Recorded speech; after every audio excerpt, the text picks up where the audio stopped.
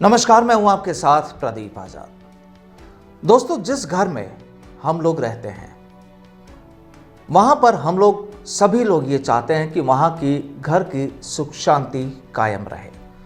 वहां रहने वाले परिवार के लोगों में एक सकारात्मक ऊर्जा का संचार होता रहे, हंसते रहें, खिलखिलाते रहें और घर के सभी लोग तरक्की करते रहें। लेकिन कई बार दिलो जहन में एक चीज आती है कि घर में अशांति का माहौल है, घर के लोग आपस में लड़ाई झगड़े में तुले हुए हैं या किसी दूसरी वजह से वहाँ पर नुकसान देखने को मिलता है। और आखिर ज्योतिषीय शास्त्र में इसे कई बार नकारात्मक ऊर्जा, यानी आपके घर में अगर कोई नकारात्मक ऊर्जा है उसको भी जोड़कर देखा जाता है। आज का हमारा एस्ट्रोफैक्ट्स में सब्जेक्ट यही कि अगर आपके घर में कोई भी नकारात्मक ऊर्जा आप महसूस करते हैं, आपको कहीं वो चीज़ नज़र आती है, तो आखिर उसका उपाय क्या हो सकता है। और आज इन्हीं सवालों के जवाब देने के लिए मेरे साथ मौजूद हैं ज्योतिष भूषण अनुभव शर्मा जी। और अनुभव जी से सबसे पहले जानेंगे कि आखिर अगर किसी घर में ऐसा लगता है कि कोई नकारात्मक ऊर्जा या नकारात्मक सोच वहाँ के रहने वाले लोगों में एक नेगेटिविटी हो, तो आखिर उसे कैसे दूर किया जा सकता है। नमस्कार साथियों, जय श्री कृष्ण। देखिए, जैसा कि हम सभी जानते हैं कि ऊर्जा दो प्रकार की होती है, सकारात्मक और नकारात्मक। सकारात्मक ऊर्जा हर व्यक्ति को चाहिए और सबको चाहिए। नकारात्मक ऊर्जा कोई नहीं चाहता, लेकिन कई बार ना चाहते हुए भी कुछ चीजें हमारे जीवन में घटित हो जाती हैं। बिल्कुल। और सबसे ज्यादा इसका प्रभाव जिस घर में हम रहते हैं, जहां हम खाना खाते हैं, हम रहते हैं, हम सोते हैं, मोस्ट ऑफ द टाइम हम उसमें स्पेंड करते हैं, तो वहां सकारात्मक ऊर्जा बहुत जरूरी है। तो मैं आज आपको कुछ ऐसे उपाय बताऊंगा जिससे अगर आपके घर में नकारात्मक ऊर्जा है तो वह आप बाहर निकाल सकते हैं। देखिए, नकारात्मक ऊर्जा आने का जो एक साधन है वह घर के खिड़की दरवाजे होते हैं जी। और हम खिड़की दरवाजों को बहुत समय तक साफ नहीं करते हैं, तो इस वजह से वहां नकारात्मकता वहां से जब प्रवेश करती है तो वह हमारे पूरे घर में फैल जाती है। इसलिए आप एक काम जरूर करें, हर 10-15 दिन में अपनी खिड़की दरवाजों को साफ करते रहें। और साफ करने के लिए आप उसे एक बाल्टी पानी में 5 नींबू निचोड़कर, 1 कप सेंधा नमक डालकर और 1/4 कप उसमें सफेद सिरका डाल देवें और उस पानी से फिर आप उन खिड़की दरवाजों को साफ करें।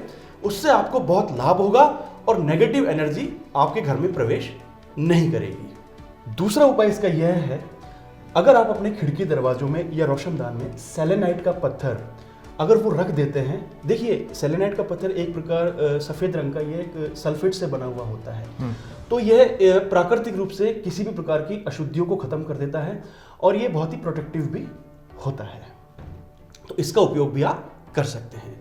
अब बात करते हैं किचन से संबंधित। देखिए, जैसा कि मैंने पहले भी अपने वीडियोस में बताया है कि हमारे घर में एनर्जी के जो कारक हैं उसमें किचन का बहुत बड़ा रोल है, क्योंकि वहाँ जो अन्न बनता है वो ही हम ग्रहण करते हैं। तो अगर आप वहाँ की किसी नेगेटिव एनर्जी को खत्म करना चाहते हैं तो जो आपके गैस का चूल्हा है उसे आप गंदा बिल्कुल भी ना छोड़ें। सुबह और शाम जब भी आपके घर में खाना बनता है, उसे बनाने के बाद में आप पूरी स्लैब को और गैस के चूल्हे को पूरा साफ करके फिर उसको करें। अगर आप उसको गंदा छोड़ेंगे तो वह आपकी आर्थिक स्थिति पे और परिवार की जो आपकी शांति, सुख शांति, उसको भी खत्म कर देगा और बीमारियां भी बहुत उत्पन्न कर देगा जी। अब बात करते हैं आपके बेडरूम की और कमरों की। देखिए, अगर आप अपने कमरों में दिन की पूजा के वक्त और शाम की पूजा के वक्त फ्रेग्रेंस स्टिक्स यानी सुगंध वाली अगरबत्तियां दोनों टाइम अगर जलाते हैं तो यह आपके लिए बहुत अच्छा है। यह नकारात्मकता को खत्म करती है और इससे आपको नींद भी बहुत अच्छी आती है। अब मैं आपको जो उपाय बता रहा हूं यह बहुत ही महत्वपूर्ण है। मान लीजिए आपके घर में कोई बुजुर्ग व्यक्ति है और वह बहुत ही लंबे समय से मान लीजिए बीमार चल रहे हैं, तो आप उनके कमरे में कमरे के चारों कोनों में थोड़ा थोड़ा सेंधा नमक रोज छिड़क दिया कीजिए।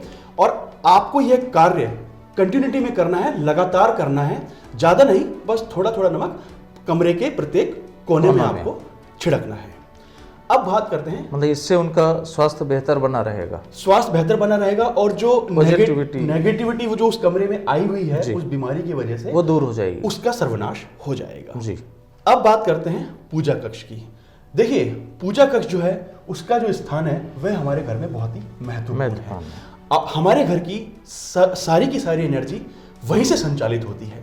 तो आप एक छोटा सा काम कीजिएगा, जब भी आप पूजा करें उससे पहले थोड़े से पुष्प, अगर वो पुष्प गुलाब के हैं तो जरूर अपने पूजा कक्ष में आप प्रतिदिन उनको लेके आएं।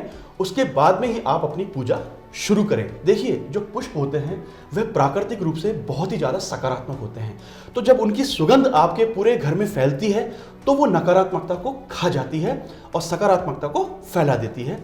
तो पुष्प आप ज़रूर उपयोग करें और रोज़ाना प्रतिदिन आप पूजा कक्ष में पुष्प ज़रूर लेके आएं। तो दोस्तों, ये वो उपाय हैं जो आपके घर में अगर कहीं भी किसी भी कोने में कहीं नकारात्मकता का प्रभाव वहाँ पर हो रहा है और उसकी वजह से परिवार के लोग की सुख शांति बाधित है या कोई दूसरी परेशानियाँ हैं, तो जाहिर सी बात है कि अगर ज्योतिष शास्त्र में लिखी गई इन सारी बातों का उपाय हम अपनी डेली रूटीन में, अपनी रोज़ाना की दिनचर्या में अगर करते हैं तो वाकई लाभ आपको पूरा मिल सकता है और जीवन को एक नई दिशा मिल सकती है। कल मुलाकात होगी एक उस विषय पर जिसको जानना बेहद जरूरी है और वह विषय होगा कि आखिर हमारे जो बच्चे हैं उनकी पढ़ाई पर किस तरह से ध्यान दिया जाए, बच्चों की पढ़ाई में जो रुकावटें आती हैं उन्हें किस तरह से दूर किया जाए। तो कल का एपिसोड देखना ना भूलिए। कल फिर मुलाकात होगी, तब तक के लिए नमस्कार।